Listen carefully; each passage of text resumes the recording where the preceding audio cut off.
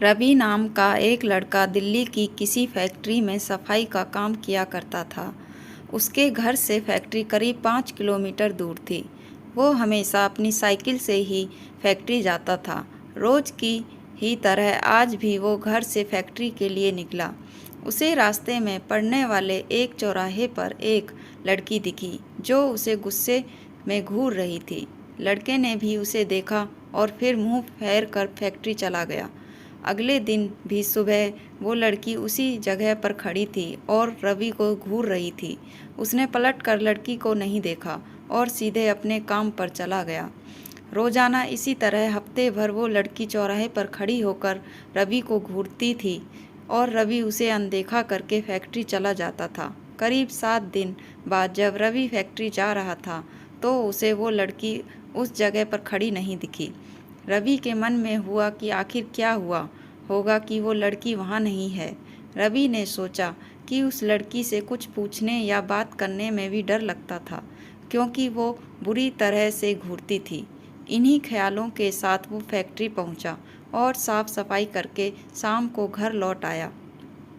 वो लड़की एक हफ्ते तक उस चौराहे पर नहीं दिखी।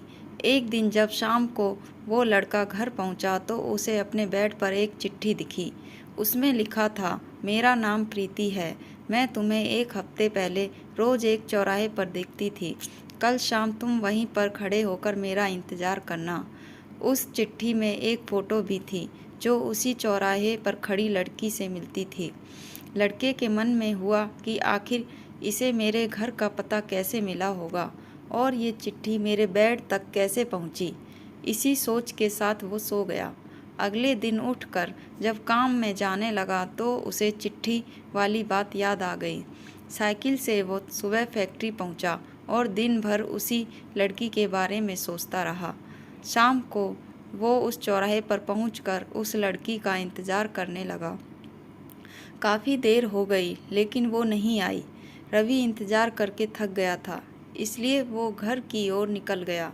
घर पहुंचते ही उसने सोचा कि क्यों न चिट्ठी पर लिखे हुए पते पर जाकर ही उस लड़की से मिल लिया जाए। रात होने को थी, इसलिए उसने सुबह सुबह उस लड़की के घर जाने की सोची। सुबह होते ही जल्दी तैयार होकर रवि चिट्ठी पर लिखे पते पर पहुंच गया।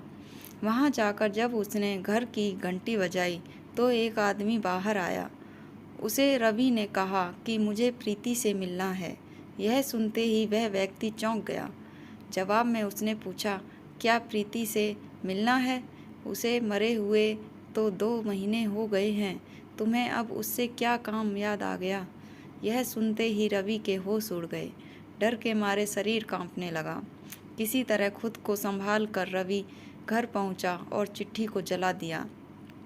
उसके मन में कई तरह के सवाल उठने लगे।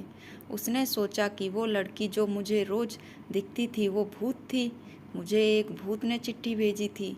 यही सोचकर वो घर में दुबक कर बैठ गया। उस दिन से रवि ने तो रास्ते में किसी को देखता था और न ही किसी अनजान इंसान के बारे में सोचता था। कहानी से सीख, किसी अनजान इंसान के बारे में सोचना नहीं चाहिए और बिना किसी व्यक्ति की सही जानकारी के उसके घर तो बिल्कुल नहीं जाना चाहिए।